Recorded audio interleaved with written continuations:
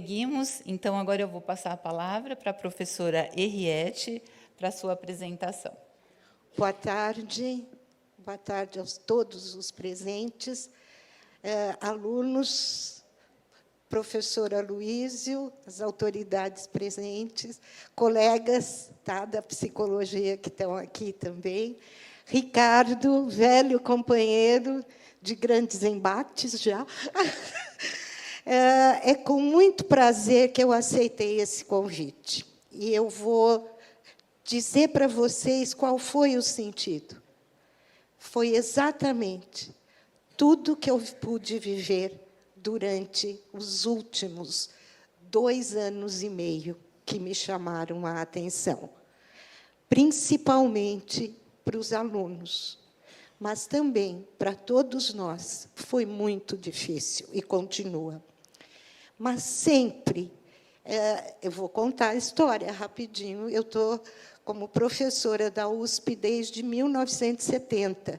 Só me aposentei agora, sou professora sênior, por causa da compulsória, que não tinha como. Mas sempre o meu olhar estava muito dirigido aos alunos. E eu devo dizer para vocês que aí a questão me chama a atenção, a palestra Saúde Mental e Graduação, e eu gostaria de começar com uma pequena etimologia de cada uma dessas palavras. E isso talvez dê a ver a você o sentido com o qual eu tenho me dirigido ao longo desses 52 anos.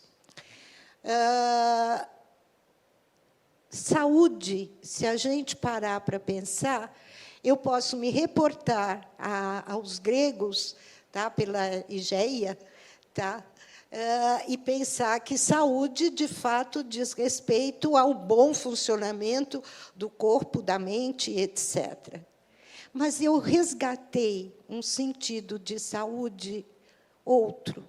Eu fui pelo latim. Saúde vem de salutare. Salutare quer dizer saudar. Não quer dizer ter saúde. Significa saudar a possibilidade de estarmos todos entre nós neste mundo. Talvez por isso a gente diga, mais ou menos, quando a gente brinda alguma coisa, a gente diz saúde. Não é desejando a saúde do outro, mas, sim, num movimento de convivência, de uma convivência partilhada, de uma convivência respeitosa, através das diferenças que existem entre nós e cada um. Mental. Da onde vem a palavra mental? Eu posso me reportar que mental diz respeito a exatamente algo que se abre para alguma possibilidade de compreensão de coisas pelas quais eu estou passando e que me vem acontecendo. Não necessariamente diz de mente, diz de lógica, e nem diz de doença. Ela fala muito mais o sentido de abertura. Abertura para olhar, abertura para escutar, para dizer, para se encontrar em meio a todos e no mundo. Agora, vamos para a palavra graduação. O que será que quer dizer graduação? Num primeiro momento, graduação significa aquele que está incompleto e que precisa correr atrás da completude. Porém, se eu pensar um pouco mais, aprofundando um pouco mais, eu percebo que graduação significa aquele que quer partilhar, aquele que solicita partilhar e estar no mundo com outros, e que se empenha para isso. ter a possibilidade de me encontrar dentro desse mundo junto com outros e podendo ser eu mesma. Não correndo atrás de algo que parece que é o que a graduação, com perdão, professora Luiz, que a graduação nos traz sempre. É preciso terminar. E eu estava conversando com os meus alunos, terça-feira à noite, e eu brinquei com eles, depois de um... A gente tem... Bom, depois eu falo do serviço, mas depois de um atendimento de um determinado aluno de um determinado instituto aqui da USP, que estava na pós-graduação e que entrou na pós-graduação durante a pandemia. E que agora, passado o tempo da pandemia e na volta, ele se pergunta, para quê? Eu estou sem sentido dentro dessa pós-graduação. Eu não sei atrás do que eu corri. Eu não sei, porque eu precisei terminar a graduação logo e, imediatamente, pular e já entrar num mestrado para dar continuidade a quê, exatamente? E aí, um dos meus alunos, que está se formando esse ano, virou para mim e disse, posso falar com você? Eu digo, pode. Ele disse, ainda bem que não fui eu que atendi esse rapaz, porque eu estou me sentindo exatamente como ele há 2 anos atrás. Ou seja, eu mal estou terminando a graduação e vejo a possibilidade da pós como a única possibilidade neste momento para mim. Ou seja, eu estava conversando com o Ricardo antes e eu fiquei lembrando os vários momentos, tudo que nós vimos agora, nesses 3 últimos vídeos, tá? E principalmente no depoimento primeiro apresentado, mostra exatamente como todos nós, não só vocês da graduação, mas todos nós perdemos o sentido. Não tivemos mais, não encontrávamos mais um sentido para ir adiante. Como se tudo tivesse parado e eu tivesse que esperar para ver por onde eu poderia ir, mas sem vontade de ir. E eu fiquei imaginando e conversando com os alunos e percebi o seguinte, como pode ser um futuro para cada um de nós? Quantos de vocês da graduação se perguntam que futuro me espera neste mundo de hoje? Nesse mundo de hoje, pós-pandêmico, mas ainda incerto. Exatamente como a primeira menina mostrou, tá? E como talvez, tá certo, aqueles recortes, aqueles desenhos que passaram, diziam, eu estou atrás do quê? E eu tenho saudades de mim. Eu fiquei muito com o que estava ali, os saudades de mim. De fato, se eu parar para pensar, eu tenho saudades de mim. De mim quando? Como? A troco do quê? Quem, de fato, sou eu? Como eu sou? Quantas vezes eu me pergunto isso? E, na maioria das vezes, eu me pauto, principalmente, pelo modo como os outros me veem. E o modo como os outros me veem acabam me determinando daquilo que eu acho que eu sou e quem eu sou. E me perco de mim. Me perco muito de mim. E acho que isso tem acontecido com mais frequência.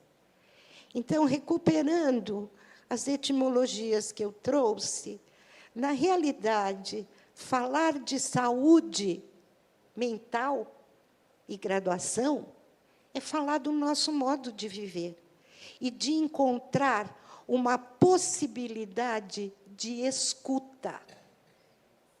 Escuta, veja, escutar é diferente de ouvir, ou não? Completa, tem outro sentido. Outra coisa, é escutar o meu dizer. E dizer também é diferente de falar. Porque eu posso falar por falar e não falar nada. Mas dizer implica encontrar um sentido, tá? Que parte da onde? Parte do modo como tudo, e essa minha abertura no mundo com outros, me afeta e me toma. Então, o mental da saúde também vai falar de afetos, de modo de ser afetado, que é inevitável, senão nós não seríamos humanos. Eu fiquei pensando também que tem um psicólogo austríaco, mas que vivia nos Estados Unidos, com quem eu aprendi a palavra experienciando. Parece louco, né? Porque não é uma palavra no gerúndio, mas tem um sentido o gerúndio, porque, na realidade, o tempo todo eu estou experienciando e, de certo modo, me abrindo para experiências. Se eu... Outra pessoa que me chama a atenção, quando eu falo de experiência, é muito o Larossa Bom Dia. Não sei se vocês conhecem. E ele diz que experiência, se eu buscar em todas as origens latinas, é aquilo que me acontece. Experiência diz aquilo que me acontece. É a isto que nós estamos o tempo todo, tá certo? Recebendo, porque o tempo todo sempre está acontecendo situações de acontecimentos esperados, e é por isso que eu achei interessante, nesse congresso, ver quais foram as direções de cada uma das palestras. E algumas diziam respeito exatamente aos nossos modos de cuidar de algo que não é de formar cientistas ou advogados, ou médicos, ou quem quer que seja, profissionais, mas, sim, de formar seres humanos. Formar no sentido de que cada um possa, de fato, ser quem ele é e ter um modo próprio de ser, e não ser enquadrado dentro de certas formas. Formar não é formar, porque, senão, o que vai haver, e talvez, pelo que eu vi, não deu para ouvir ainda, porque eu não tinha conseguido entrar no YouTube, mas eu vou ouvir cada uma, mas os temas me chamaram a atenção.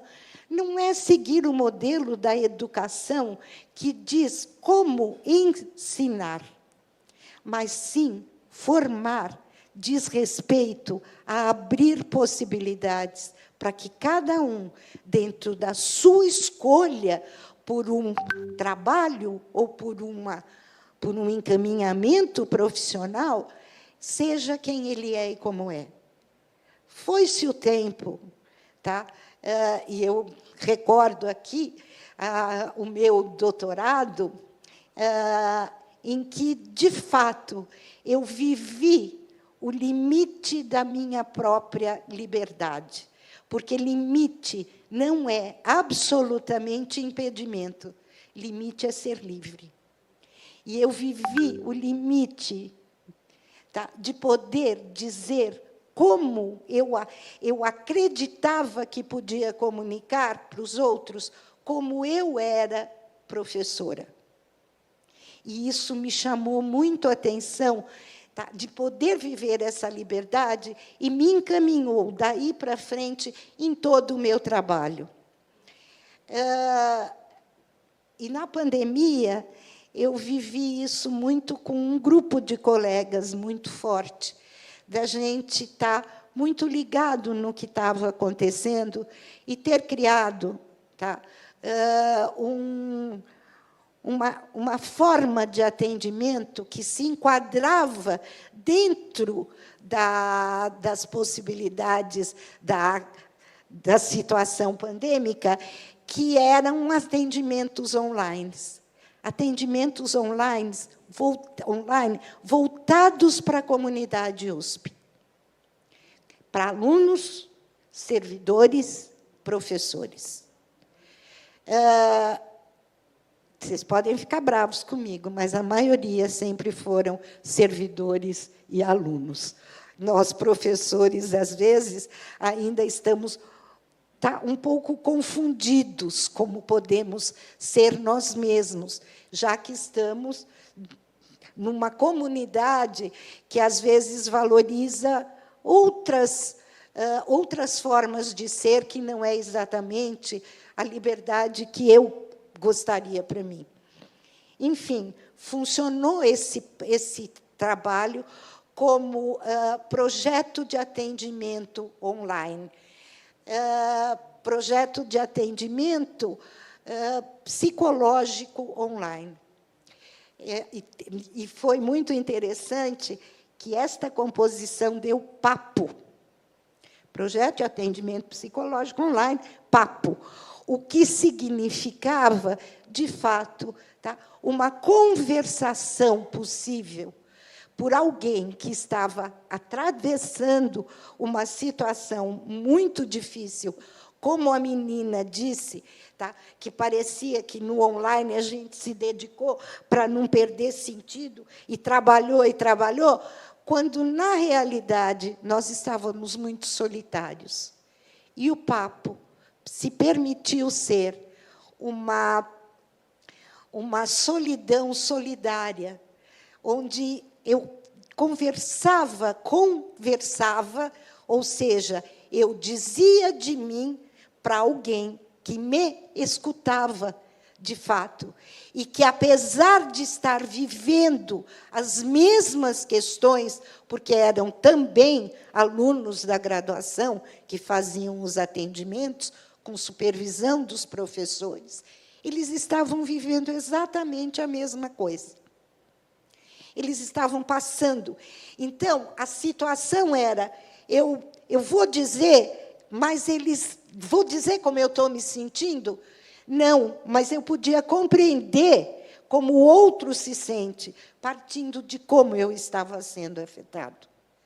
Não trabalhar por outros meios e pensar em DCMs, etc. Tá? Mas pensar na questão do modo de ser humano e da possibilidade de troca entre humanos. E, nesse sentido, é que eu vejo a possibilidade da saúde mental nessa universidade, na graduação, inclusive através da criação. Não é bajulação, não, viu, Ricardo? Mas, inclusive, pela nova pró-reitoria de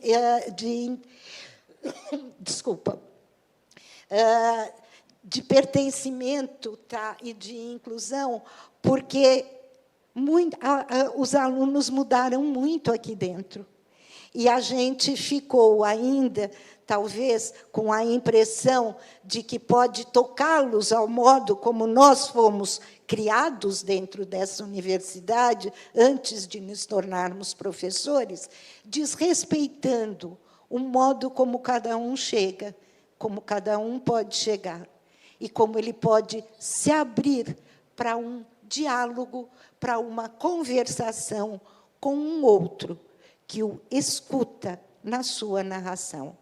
Ou seja, um ouvinte, tá, de um narrador, e um ouvinte que, exatamente por escutar, compreendendo, pode depois comunicar e dizer para o outro como compreendeu o que ele falou, e nisto nós nos tornamos uma comunidade de novo. Os atendimentos que a gente tem feito têm sido nessa direção. E mais uma coisa, eu aprendi muito saindo da minha redoma. Toda essa nova concepção de saúde, ela está também perpassada por movimentos dentro da própria universidade, que vem discutindo e pensando a saúde em geral, tá, da comunidade brasileira, em termos de interprofissionalidade, e não de apanágios exclusivos para determinadas profissões. Eu não nego que eu sou psicóloga, mas a psicóloga partilha com outros a possibilidade de escuta. E eu aprendi isso também junto com colegas que passaram aqui por vocês. Primeiro, a entrada na saúde foi através de discussões de políticas públicas de saúde com a Iane Scarcelli, que também passou aqui e fez um trabalho com vocês. Segundo, eu discuto muito e tenho participado de propostas interprofissionais em saúde. E isso tem me feito abrir muito e conhecer médicas como Ana Germani, fantástica, enfermeiras como Valéria Leonello, também fantástica, com quem a gente está começando a pensar em transmutar esta palavra saúde, certo? Para o sentido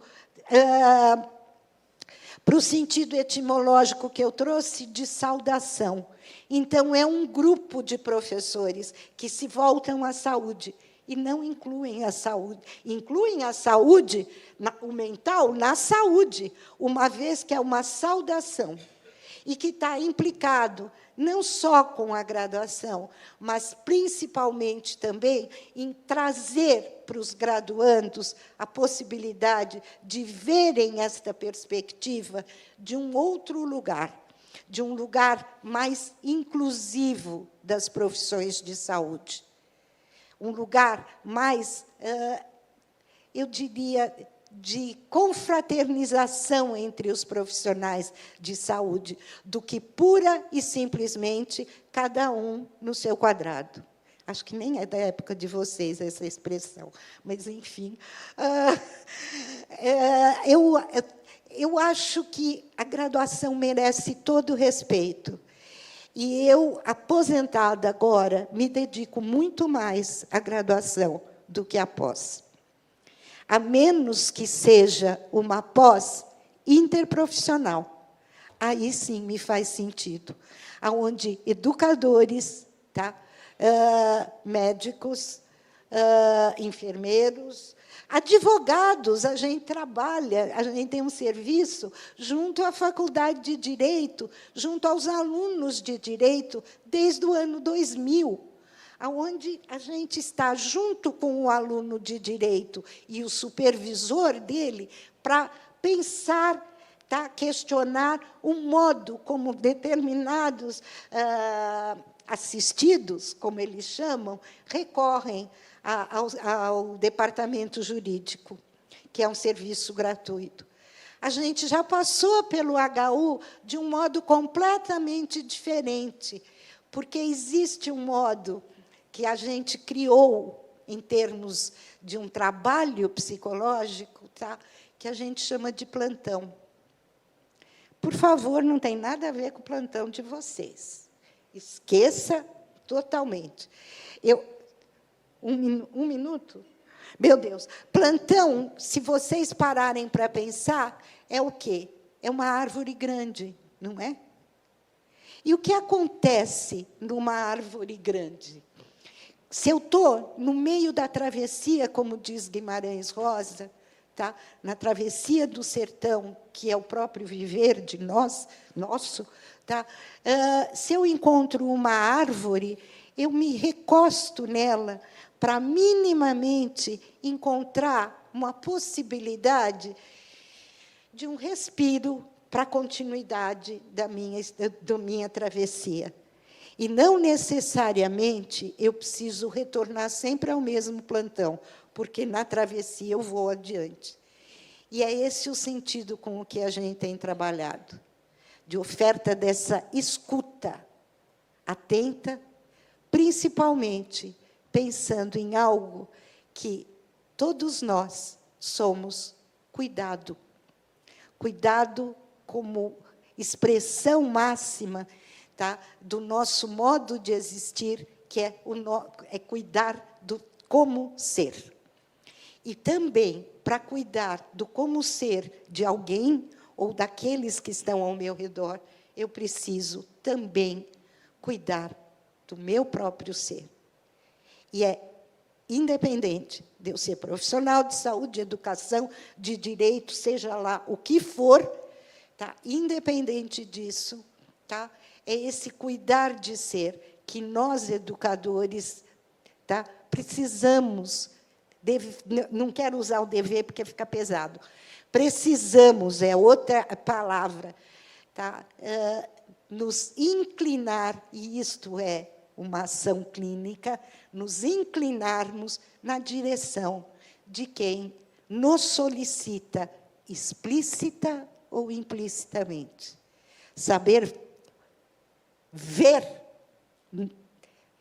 enxergar mais do que ver, saber escutar mais que ouvir, e saber dizer mais que falar, é o que cabe a cada um.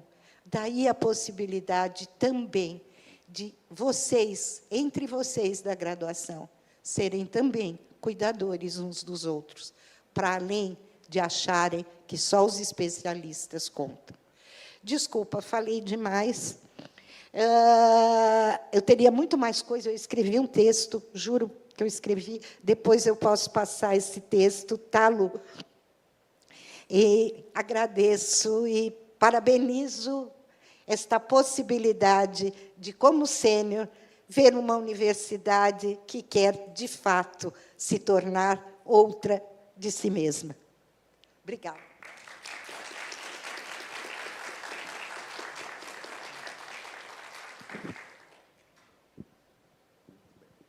Alô? Bom, boa tarde. Boa noite já, né? Não sei, perdi a luz do sol aqui. E há um pouco a noção da hora. Você vai me avisar do tempo, né? Obrigado. Bom, é uma honra estar aqui, um prazer muito grande, principalmente com uma mestra, como a Henriette, que é uma referência para nós há muito tempo. Ela falou dos embates, porque ela já me puxou as orelhas algumas vezes, assim, né? E é só aprendizado o tempo todo. Eu vou fazer essa composição aqui com a Henriette, falando de um outro lugar, que eu acho que dialoga muito com o que a Henriette trouxe para nós, mas, claro, de um lugar de quem, nesse momento, está investido de uma missão muito específica, que é pensar institucionalmente, né, uma política de saúde mental para a universidade no contexto da Pró-Reitoria de Inclusão e Pertencimento, como foi anunciado, né? Então, eu vou me apoiar em várias questões trazidas pela Henriette, por isso a gente combinou junto que ela falaria primeiro, porque eu acho que ela ia criar um leito aqui para a gente poder, talvez, falar de algumas coisas um pouquinho mais, como eu disse, nessa mirada, né, para quem está buscando traçar políticas num contexto específico, que é o da universidade. Então, a carona que eu vou pegar primeira na fala da Henriette, que trouxe bastante, e os vídeos antes também estimularam, inspiraram a gente, que é o contexto da pandemia, né? Eu vou tomá-lo, mas para passar rápido, até porque eu acho que foi já bem explorado pela Henriette, e que era uma coisa que, desde o primeiro momento, desde os primeiros meses de 2020, né, já se anunciava até como um cenário futuro. Naquele momento, a gente está falando agora março, abril de 2020, se falava de quarta onda. A gente achava que só ia ter duas, da Covid, uma terceira de condições crônicas agravadas e uma quarta de transtornos mentais. Depois a gente viu que teve muitas ondas de Covid, a gente perdeu já a conta das ondas e estamos, durante o processo de isolamento e no pós-isolamento, eu acho que eu estou evitando propositadamente, cuidadamente, de não falar pós-pandemia, acho que a gente não está no pós-pandemia, a gente está numa outra etapa da pandemia, que ainda nos afeta, né, além do prolongado isolamento e todas as consequências que teve para a nossa saúde mental. Então, isso é para dizer que sabemos que isso é um componente desse cenário importante e que não pode ser ignorado, e também já parabenizo o Congresso por ter tido essa ideia de buscar os relatos da pandemia, que nós interpretamos como uma ação de saúde mental, né? Abrir esse espaço de expressão e de acolher as experiências, né? O que foi vivido, o que aconteceu, o que nos acontece, né? Porque a gente precisa ter esse espaço e quebrar esse silêncio. Mas eu queria, na verdade, trazer um contexto que é anterior à pandemia, porque eu acho que a epidemia ou a pandemia global de saúde mental é um fato que antecede a pandemia. A gente tem que, um pouco, não achar que os nossos problemas começaram depois da pandemia, mas o crescimento do sofrimento mental na sociedade, no mundo, globalmente falando, já é uma questão que vem ascendendo desde o início desse século, pelo menos, né? Inclusive no Brasil, dobrando alguns indicadores, né? Como, por exemplo, suicídio na população, em uma década praticamente dobrou a quantidade de suicídios, né? Então, a gente está falando de um cenário que já vinha se dando, né? E eu acho que é importante trazer isso. E a gente está falando, então, de um agravo à saúde coletiva que tomou proporções de primeira grandeza, né? Assim, prevalências que são prevalências da ordem das porcentagens, diferente de outras condições que a gente fala em por 100 mil, por 10 mil, por 1000, a gente está falando em 15% da população com transtorno ansioso, 20%, 25% com transtornos depressivos. Então, a gente saltou para uma escala e para níveis de prevalência que não só colocam a saúde mental como uma questão de saúde de importância maior, hoje, no mundo, né? A Organização Mundial de Saúde soltou há pouco tempo, há poucos meses, um relatório que ela não produzia desde o início desse século, praticamente, atualizando os dados de sofrimento mental. E eu vou pegar esses números muito grandes, eu não vou ser exaustivo nessa análise, mas mesmo dos dados, mas para já ir puxando alguns links, algumas conexões com o que a Henriette trouxe, do que a gente possa, eventualmente, debater aqui. A gente está falando, por exemplo, de uma magnitude desses problemas que que nos convoca a não pensar mais só respostas especialistas. Não sei se fica claro o que eu quero dizer, né? Obviamente, condições que acometem 1/3 da humanidade, a gente não vai responder com sistemas de saúde e com saberes estruturados, especialistas e saber especializado. Isso vem convocando, mesmo no espaço das políticas públicas mais amplas da sociedade, uma convocação a se inovar nesse campo, né? Esse é um primeiro componente. Um outro elemento que eu queria introduzir aqui é o de pensar sobre a determinação social desse sofrimento mental em tão larga escala, né? Nós precisamos nos colocar a questão de, obviamente, né, esses números e essa magnitude de problema não se deve a um vírus que veio do espaço sideral e que fez todo mundo adoecer mentalmente. Isso, vou pegar aqui um atalho com a ajuda da Henriette, que já trouxe, vincular a questão da saúde mental à questão dos modos de vida, para usar exatamente a expressão que a Henriette nos trouxe. Eu acho que essa epidemia de problemas de saúde mental em escala planetária fala muito de um modo de vida, e de um modo em que se constroem as relações interpessoais, as relações sociais. Então, esse é um segundo ponto que eu queria trazer aqui para a nossa conversa. Posto esse contexto mais amplo, que eu não poderia deixar de mencionar, mesmo que eu não vá entrar por ele, eu queria, então, agora mergulhar um pouco na especificidade da universidade. E aí eu vou aterrizar ainda mais, talvez aqui, no nosso chão da Universidade de São Paulo, né? O espaço acadêmico, não só no Brasil, né, não só na Universidade de São Paulo e não só no Brasil, ele também aparece como um locus especialmente crítico das questões de saúde mental. Então, se nós já temos esse cenário global, planetário, nós temos o espaço da universidade como um espaço que parece trazer desafios extraordinários diante desse problema e indicadores, em alguns aspectos, ainda mais graves do que a sociedade geral.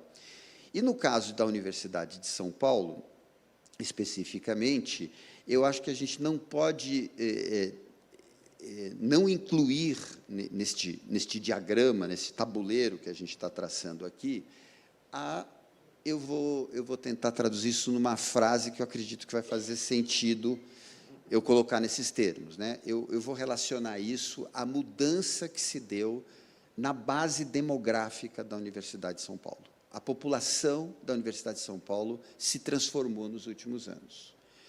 Então, vamos lá, eu vou falar um pouquinho também, eu acho importante compartilhar com vocês também, nesse momento, nesse contexto aqui do Congresso de Graduação, alguns dados muito preliminares que a gente colheu recentemente através da aplicação do questionário da PRIP, que deve ter chegado a muitos de vocês, né? Então, uma das primeiras iniciativas da Pró-Reitoria foi fazer um questionário para toda a comunidade universitária, fazendo uma avaliação, vamos chamar assim, de clima institucional, ambiente acadêmico, e a gente incluiu algumas questões relacionadas à saúde mental para um survey rápido, para uma aproximação rápida do estado em que nos encontramos na Universidade de São Paulo. Foi um questionário que teve uma resposta muito interessante. Nós temos, se vocês sabem, né, pelo Anuário Estatístico da USP, a gente pode trabalhar com uma base populacional da universidade, incluindo todos os grupos, vou arredondar aqui os números, de 120 mil pessoas. 14 mil responderam esse questionário dos diferentes segmentos da universidade. Então, é uma amostra considerável, embora tudo o que eu estou dizendo são dados preliminares, são grandes dados gerais, apenas para introduzir também alguns elementos que eu acho significativos aqui para a gente conversar. Uma das perguntas que a gente fazia nesse questionário era quantas pessoas referiam ter vivido problemas de saúde mental no último ano. E eu vou, claro, aqui apenas trazer dados, não estou projetando, então, até para facilitar a fixação, grandes números gerais arredondados. 50% da universidade referiu ter tido, no último ano, problemas de saúde mental. A gente resolveu aumentar a consistência dessa informação, fazendo uma segunda pergunta. Quantos procuraram ajuda especializada em saúde mental, que a gente entendia que era um indicador, não de estar se referindo ao mal-estar difuso, vago, mas de que sentiu necessidade de procurar um profissional. 50% da universidade. Então, de novo, nós estamos nesses números que são de ordens de grandeza, de metade da Universidade de São Paulo procurou ajuda especializada em saúde mental no último ano. A gente também fez algumas outras perguntas, que eu já vou adiantar, do tipo, se você precisasse de ajuda especializada, né, profissional em saúde mental, você teria acesso? Você teria onde encontrar? 1/3 da universidade referiu não ter acesso a nenhum tipo de recurso, nem privado, nem no SUS, nem na própria universidade. Bom, são números que, em primeiro lugar, falam, de novo, desse impacto e dessa magnitude dentro da universidade, que supera os números encontrados até na sociedade de uma forma geral. A gente também perguntou se as pessoas, no último ano, utilizaram medicação psiquiátrica. 25% da universidade utilizou regularmente medicação psiquiátrica no último ano, que, de novo, é um indicador também muito significativo. Agora, a gente segmentou, né? A gente estratifica essas análises. E, quando a gente separa por alunos de graduação, alunos de pós-graduação, servidores técnico-administrativos, docentes, a gente vê diferenciais nesse número, que são importantes, né? Por exemplo, em relação a ter experimentado problemas de saúde mental no último ano, que eu referi 50%, quando a gente isola apenas os alunos de graduação, esse número salta para 60%. em relação também à possibilidade de acessar serviços de saúde mental, o 1/3 observado no conjunto da universidade, quando eu olho a graduação, 40%. Nós também estratificamos por características individuais, condições socioeconômicas, raça, etnia, orientação sexual, e, obviamente, os resultados são aqueles que vocês imaginam, né? Quando a gente olha os grupos de nível socioeconômico mais baixo, os indicadores todos de sofrimento mental aumentam. A escala de nota de saúde mental é mais baixa, por exemplo, entre os negros da universidade e os brancos da universidade. Acho que também nenhum espanto, né, em relação a isso.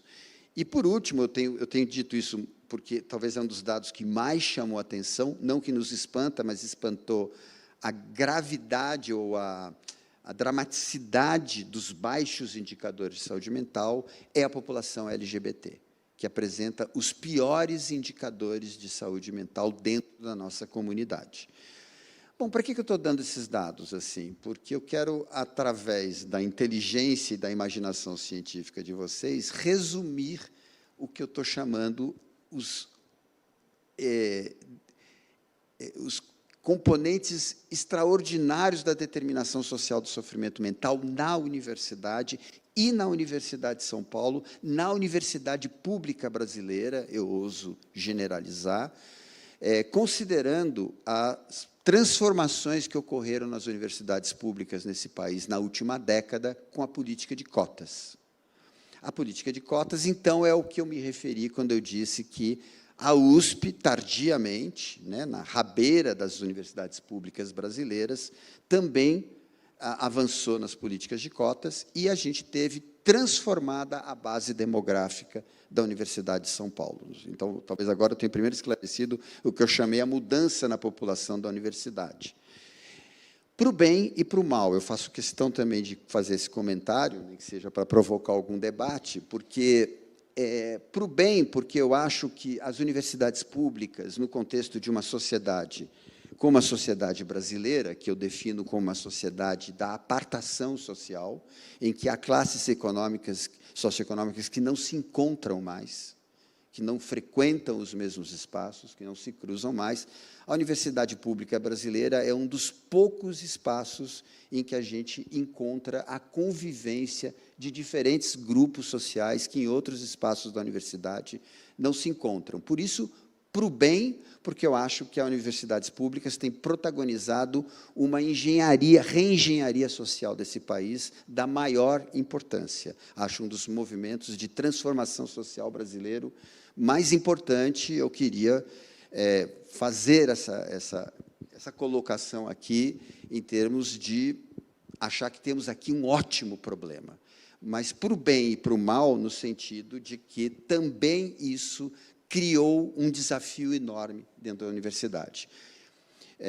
Nem vou falar aqui do desafio, que é o desafio que sucede ao desafio das cotas e do acesso à universidade, que é o desafio da permanência estudantil, né, que, obviamente, está no centro do desafio dessa nova pró-reitoria, da permanência, especialmente dos alunos e eu estou falando dos alunos porque essa mudança demográfica que eu estou me referindo, ela está bastante expressa na graduação, um pouco expressa na pós-graduação e ainda praticamente nada na composição do quadro, especialmente docente. Para resumir aqui, que eu acho que é o nosso próximo desafio, alterar a base demográfica da composição do quadro docente nessa universidade, para que ele corresponda ao que é o perfil da sociedade brasileira e da população brasileira.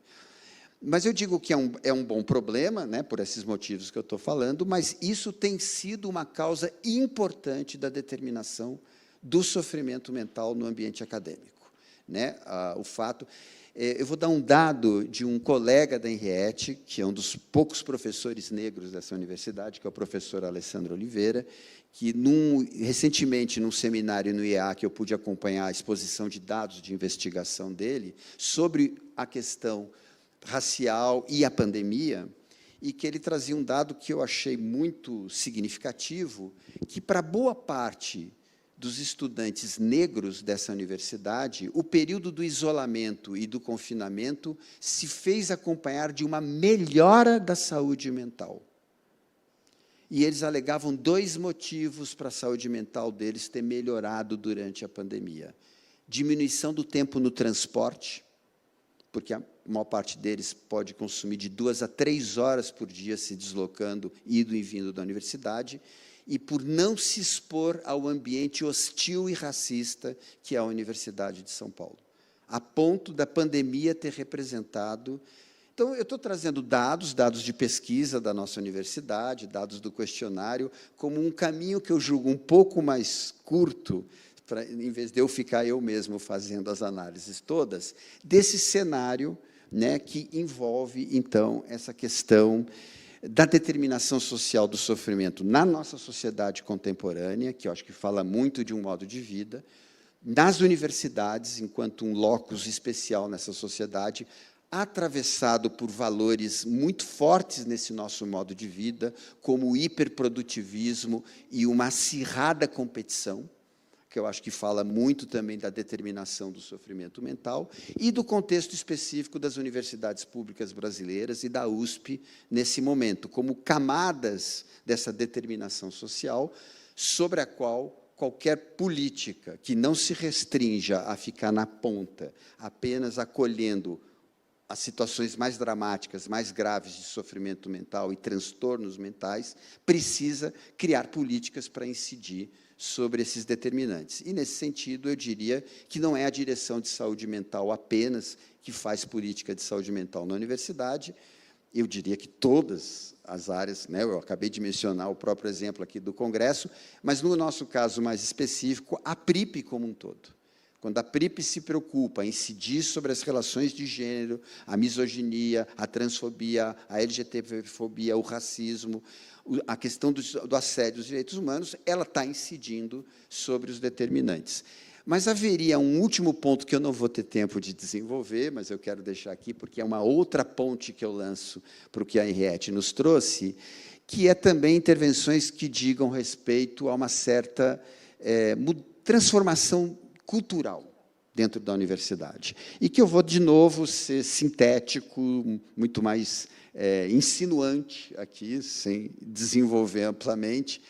Em primeiro lugar, falar de que nós temos um grande desafio dentro dessa instituição central da educação superior no Brasil, de recuperar a indissociabilidade entre educar e cuidar, né? E a promoção de uma cultura do cuidado na universidade.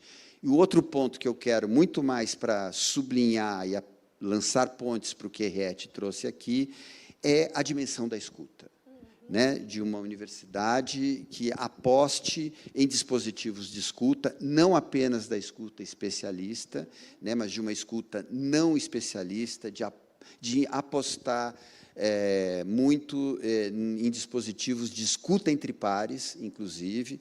Nós estamos começando a trabalhar, já pesquisando também, no quadro da política, o trabalho com escutadores, com alunos escutadores, mas também com docentes e servidores escutadores, que, então, eu não vou ter tempo e deixo, eventualmente, para um debate, conforme interesse, para esclarecer um pouco o que nós temos pensado em fazer, mas profundamente inspirados e calcados nesse diagnóstico, que eu quis compartilhar aqui um pouquinho com vocês, um pouquinho mais duro do que a fala da Henriette, com números, etc., mas muito orientados por diretrizes, princípios e uma leitura do real e do que é o sofrimento mental.